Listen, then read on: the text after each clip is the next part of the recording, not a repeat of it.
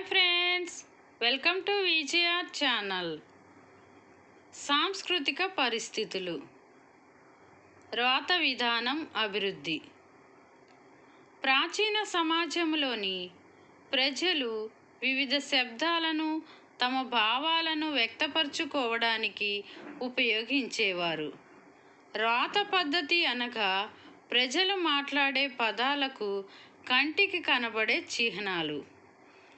ప్రపంచ చరిత్రలో మొదటిసారిగా అక్షరాలు రాసే విధానం, జరిగిన సంఘటనలు, లెక్కలు మొదలైన వాటిని రాయడం ప్రారంభించిన వారు మెసొపొటేమియా ప్రజలు.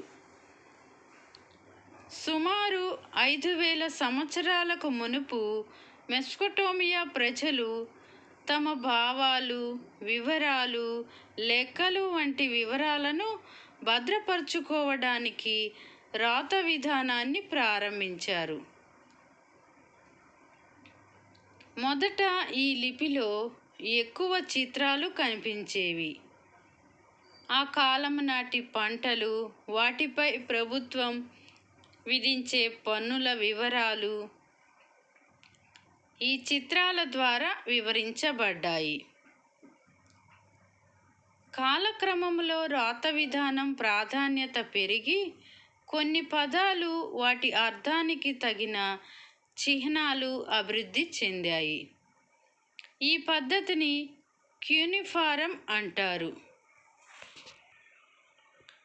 వేల సంవత్సరాల క్రితం మెసొపొటేమియా వాసులు ప్రతిరోజు జరిపే లావాదేవీలు, వ్యాపారము, నక్షత్ర పరిశోధనలు, సాహిత్యము మొదలైన వాటిని మట్టి బిళ్ళలపై రాయించుట, చిత్రించుట ప్రారంభించారు. వీటిని టాబ్లెట్స్ అంటారు. క్రీస్తుపూర్వం 3200 కాలంలో మొదటిసారి మట్టి బిళ్ళపై రాత ప్రారంభమైంది.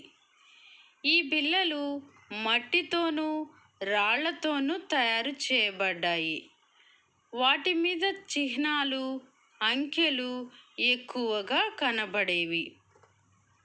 దక్షిణ మెసొపొటేమియా ప్రాంతంలో ఉన్న ఉరుక్ నగరంలో ఇటువంటి మట్టి బిళ్ళలు లభించాయి. సమాజము అభివృద్ధి చెందే కొద్దీ మానవ వ్యవహారాలను రాసి భద్రపరచుకోవలసిన అవసరం పెరుగుట వలన రాత విధానము ప్రాధాన్యత పెరుగుతూ వచ్చింది. మెసొపొటేమియా నాగరికత నగర జీవితానికి సంబంధించినందువలన ప్రజల మధ్య అనేక రకాలైన వ్యవహారాలు, వృత్తులు, వస్తు విక్రయాల జరిగి వాటిని రాతపూర్వకముగా భద్రపరచుకోవలసిన అవసరం ఏర్పడింది. మట్టి బిళ్ళలు, టాబ్లెట్స్. మెసొపొటేమియా వాసులు సున్నపు ముద్దతో తయారు చేసిన బిళ్ళలను ఉపయోగించారు. అరచేతిలో సరిపడే సున్నపు ముద్ద బిళ్ళ తడిగా ఉన్నప్పుడు దాని ఉపరితలాన్ని నునుపుగా తయారు చేసి దానిపై పదునుగా ఉండే సూది లాంటి పరికరముతో వివరాలు చెక్కేవారు. తడిగా ఉన్నప్పుడు రాసిన ఈ పలకలను ఎండబెడితే అవి చెరగవని ముద్రలలో తో బిళ్ళలుగా తయారయ్యేవి. అనేక వ్యవహారాలు, వ్యాపార లావాదేవీలు ఇటువంటి బిళ్ళలపై చెక్కుట వలన వేల సంఖ్యలో ఉపయోగించిన ఈ బిళ్ళలు చరిత్ర రచనకు లభిస్తున్నాయి. వీటి ద్వారా చరిత్రకారులు అనేక వివరాలు తెలుసుకోవడానికి వీలవుతుంది. క్యూనిఫారం. క్రీస్తుపూర్వం 2600 నాటి మెసొపొటేమియాలో రాత విధానం క్యూనిఫారంగా రూపొందింది. వారు వాడిన భాష సుమేరియన్లు. అనేక రకాలైన పత్రాలు, నిఘంటువుల తయారీకి ఉపయోగపడింది. రాజపత్రాలు, భూముల బదలాయింపు, స్థానిక సాంప్రదాయాలు మొదలైనవి క్యూనిఫారంలో ఉపయోగపడ్డాయి. క్రీస్తుపూర్వం 2400 నాటికి సుమేరియా లిపికి బదులు అక్కాడియన్ లిపి వాడుకలోకి వచ్చింది. క్రీస్తు శకం 1వ శతాబ్ది వరకు మెసొపొటేమియా ప్రజలు ఉపయోగించింది అక్కాడియన్ లిపి మాత్రమే. సుమారు 2000 సంవత్సరాలు ఈ అక్కాడియన్ లిపి వాడుకలో ఉండేది.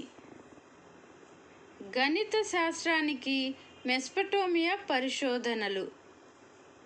రాత వివరాల ద్వారా శాస్త్ర పరిశోధనలు ముందుకు సాగి విజ్ఞానాభివృద్ధికి అవకాశం ఏర్పడింది.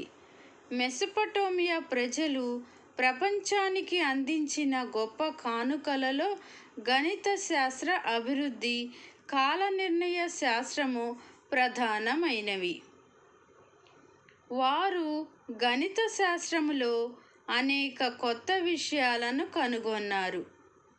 వారు సంఖ్యారూపములో 6 మరియు 10 గుణాంకాల ప్రాధాన్యత ఉండేది. మొదటి క్రమంలో 10 సంఖ్య వరకు ప్రాధాన్యత ఉండేది. తరువాత 6తో కూడిన గుణాంకాలు ఉపయోగించి 60 నుండి 600 వరకు లెక్కించేవారు. బహుశా 60 అనే సంఖ్య అనేక సంఖ్యలతో విభజనకు అనుకూలముగా ఉండేది. ఉదాహరణ 2, 3, 4, 5, 6, 12, 15, 20 మరియు 30. క్రీస్తుపూర్వం 1800 సంవత్సరం నాటి మట్టి బిళ్ళలు మెసొపొటేమియా కాలము నాటి గణిత శాస్త్ర పరిశోధనలకు నిదర్శనాలు. గుణకాలు, విభజనలు, స్క్వేర్ రూట్ విధానాలు ఈ బిళ్ళలలో కనిపించాయి. గణితంలో స్క్వేర్ రూట్ 2ను మెసొపొటేమియా వాసులు ఈ విధముగా రాశారు: 1 + 24/60 + 51/60² + 10/60³ కాల నిర్ణయ విధానము. మెసొపొటేమియా వాసులు సంవత్సరానికి 12 నెలలు, నెలకి 30 రోజులు, వారానికి 7 రోజులు, గంటకు 60 నిమిషాలు అనే కాల నిర్ణయ విధానాన్ని కనుగొన్నారు. ఈ కాల నిర్ణయ విధానము అలెగ్జాండర్ అనంతర కాలము నుండి ఎక్కువగా వాడుకలోకి వచ్చి రోమన్ సామ్రాజ్యానికి, అటు నుంచి మహమ్మదీయ రాజ్యాలకు మధ్య ఐరోపా ప్రాంతాలకు వ్యాపించింది. సూర్యచంద్ర గ్రహణాలు, వాటి కారణాలను మెసొపొటేమియా వాసులు గ్రహించారు. అంతరిక్షములో నక్షత్ర మండలాలు, అనేక వింతలను వారు పరిశోధించారు. ప్రపంచ చరిత్రలో ప్రాచీన మెసొపొటేమియా స్థానము. ప్రపంచ చరిత్రలో అతి ప్రాచీన నాగరికతగా మెసొపొటేమియా గుర్తింపు పొందింది. ఒక గొప్ప ప్రారంభానికి ఇది నాంది పలికింది. నగర నిర్మాణాలు, కుమ్మరి చక్రం, రాత విధానం, క్యూనిఫారం, కాంస్య లోహము వాడుక మొదలైన వాటిలో ఆంధ్యులు మెసొపొటేమియా వాసులు. ఫ్రెండ్స్, నా వీడియో కనుక మీకు నచ్చినట్లయితే లైక్ చేయండి, షేర్ చేయండి, సబ్స్క్రైబ్ చేయండి. Thank you friends.